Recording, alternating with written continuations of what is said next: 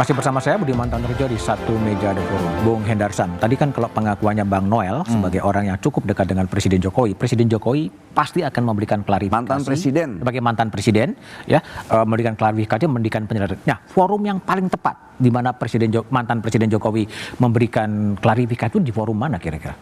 Ya gini, kita harus melihatnya ini biar masyarakat juga nggak bingung ya. Bahwa ini harus di breakdown. Ada 3 isu sebenarnya yang masyarakat itu harus tahu. Isu pertama itu tentang pagar laut. Isu kedua itu dengan PSN.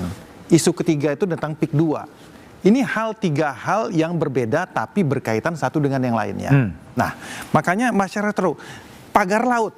Kalau kita bicara pagar laut itu ada dugaan maladministrasi. Oleh karena itu langsung ditindaklanjuti oleh Menteri ATR BPN untuk mencabut. Kan seperti itu. Yang kedua, ada di pagar laut itu ada dugaan pemalsuan. Kemudian dilakukan tindak lanjut oleh kepolisian dengan menaikkan ini ke penyidikan. Itu yang kedua. Kemudian juga dari pihak KKP melakukan tugasnya sesuai dengan tupoksinya, ya kan, itu memberikan denda terkait dengan hal tersebut. 18 juta itu. Iya.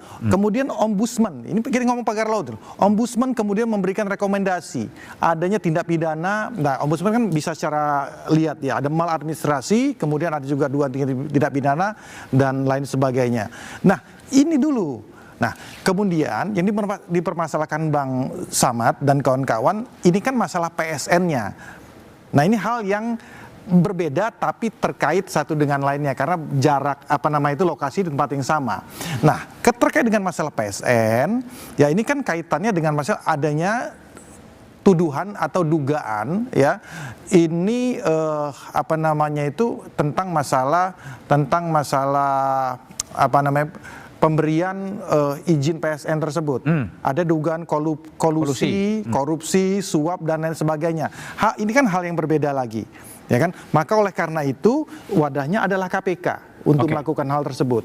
Nah, kemudian lagi ya kalau masalah PIK 2 saya rasa ini kan lebih hal yang bersifat sosiologis ya. Karena kan PIK 2 tidak terkait langsung dengan masalah itu. Walaupun ada case-case tertentu yang terkait dengan masalah penghuni di sana dengan Agung Sedayu. Nah, ini yang masyarakat juga harus tahu. Tapi yang pasti saya balik lagi kepada hal tadi, untuk khususnya kita nggak usah jauh-jauh dulu deh untuk masalah pagar laut dengan masalah PSN. Sudah, untuk pagar laut ini sudah seirama para kementerian dan aparat penegak hukum sudah menjalankan tugasnya masing-masing. Hal ini yang tidak terjadi di sebelumnya. Oke, sekarang pemerintahnya kompak lah kira-kira gitu ya. Kompak lah intinya, satu komando. Jadi ini isu yang sebenarnya mulai dari pagar laut, kemudian Presiden sampai memerintahkan dibongkar, tapi sekarang agak berhenti ya pembongkaran itu ya? Berjalan.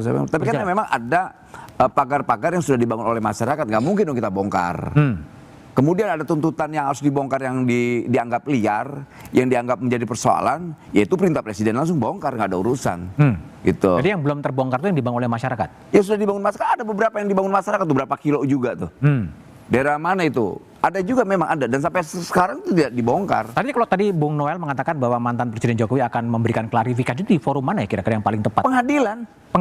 Iya, pengadilan, memang kita harus khawatir dengan pengadilan. Artinya akan datang ke kepolisian, datang ke KPK gitu? Ya nggak apa-apa. Gak apa-apa. Dan itu hal yang terhormat, dan itu cara adab dalam berdemokrasi. Forum tertinggi dalam mengklarifikasi persoalan hukum adalah melalui mekanisme pengadilan. Dan saya yakin sekali Pak Jokowi akan melakukan hal itu. Baik, Bung Samad, ini kabar baik dari Bung Noel ya, yang mengatakan mantan Presiden Jokowi akan datang kalau memang akan dipanggil oleh memberikan keterangan kepada KPK. Tapi masalahnya apakah KPK-nya bertindak? Ini pertanyaan yang menarik nih. Iya, menarik. Sebenarnya kemarin waktu kita mau ke KPK itu ada perdebatan di antara kita. Masihkah kita bisa percaya kepada penegak hukum yang ada sekarang? Karena fakta di Anda datang ke sana kan? Iya, saya datang. Karena fakta yang terjadi bahwa Agung Sedayu Group ini bisa bisa mengintervensi semua proses-proses penegakan hukum yang ada. Dari mana Anda tahu? Contohnya begini. Dia bisa mengkriminalisasi sebuah kasus yang terjadi di PIK. Ini fakta. Saya punya bukti dan punya orang-orang yang sudah dikriminalisasi. Ini fakta yang nggak bisa dibantah. Saya perlu jelaskan juga ya bahwa kami mengundang pihak dari kuasa hukum dari Agung Sedayu, tapi yang bersangkutan tidak berkenan untuk hadir. Ya, makanya saya berharap sebenarnya mereka datang. Itu yang pertama. Kemudian yang kedua, menurut saya bahwa PSN ini kan sebenarnya cuma luasnya 1.700 lebih hektar. Jadi tidak semua masuk dalam status PSN. Tapi wilayah yang dikelola oleh Agung Sedayu Group lebih dari 1.700 hektar lebih. Sehingga di situ ada proses sebenarnya, ada problem-problem. Kenapa saya katakan ada problem-problem? Pertama, kalau kita lihat bagaimana cara dia melepaskan hak rakyat yang ada di situ, itu dengan cara yang intimidatif. Ya, bagaimana yang dimaksud dengan intimidatif? Orang dipaksa melepaskan, ya, dia punya hak, misalnya tanah atau sawahnya dengan harga yang ditentukan oleh Agung Sedayu Group. Oke, tapi pertanyaan saya tadi kan, kabar dari Bung Noel mengatakan kalau Presiden Jokowi kemudian akan dimintai keterangan di KPK akan hadir gitu. Tapi pertanyaan saya, apakah KPK akan juga bergerak sebetulnya? Ya, makanya kemarin sebenarnya dalam diskusi, karena kan kebetulan dihadiri oleh komisioner ya, Pak Setiabudi, Fitro, kemudian Pak Ibnu. Sebenarnya kita bukan mau mengajari KPK untuk melakukan pengusutan, karena saya yakin teman-teman di sana jauh lebih pintar, udah punya ilmu. Tapi maksud tujuan kita kemarin sebenarnya memberikan kekuatan, support agar Anda lihat dari perspektif ekonomi politik ya tadi, ini gimana sih mau menyelesaikan ini? Apakah memang satu persatu tadi lewat penyelidikan seperti, atau memang Presiden Prabowo ngambil langkah koreksi saja minimal untuk tadi yang nonaktifkan PSN terlebih dahulu atau membatalkan terlebih dahulu, sehingga satu masalah bonggol di atasnya itu bisa selesai? Atau ada sebuah tim yang dibentuk untuk lebih menyeluruh untuk mencari duduk soalnya seperti apa sebetulnya? Oke, pertama saya ngelihat dulu dari pagar laut ini kan ramai karena ada pagar laut, terus ya dari Bang Samad gitu ya dan teman-teman segala macam. Tapi Presiden Prabowo membiarkan juga ini berkembang kan. Bahkan sampai akhirnya dia memerintahkan bongkar. Jadi menurut saya dalam melihat sinyal ini ada dua gitu ya. Sinyal pertama bahwa memang Presiden Prabowo ingin melakukan koreksi. Nah, koreksinya tapi mungkin koreksi terbatas. Ya kan, koreksi terbatas dalam artian ya kalau menurut saya soft power keberlanjutan. Soft power keberlanjutan. Jadi dalam kata lain ketika keberlanjutan ini kan ada beberapa hal yang harus dia lakukan adjustment lah, penyesuaian. Tapi gimana pun juga kan dia selalu mengatakan soal keberlanjutan. Jadi mungkin dia menggunakan momen ini untuk ada beberapa hal yang dikoreksi karena adanya tuntutan publik yang besar. Itu mungkin koreksi terbatas. Nah yang kedua sebetulnya yang lebih menarik kalau ini koreksi menyeluruh. Koreksi menyeluruh, pidato pertama Presiden Prabowo ketika dia dilantik di DPR itu luar biasa sekali pidatonya. Nah jadi kalau kita dengar pidato Presiden Prabowo dan dia kalau lakukan, sebetulnya dia akan bertumpu kepada yang namanya reforma agraria. Kalau kita lihat di situ, reforma agraria dalam hal ini berarti petani dan nelayan.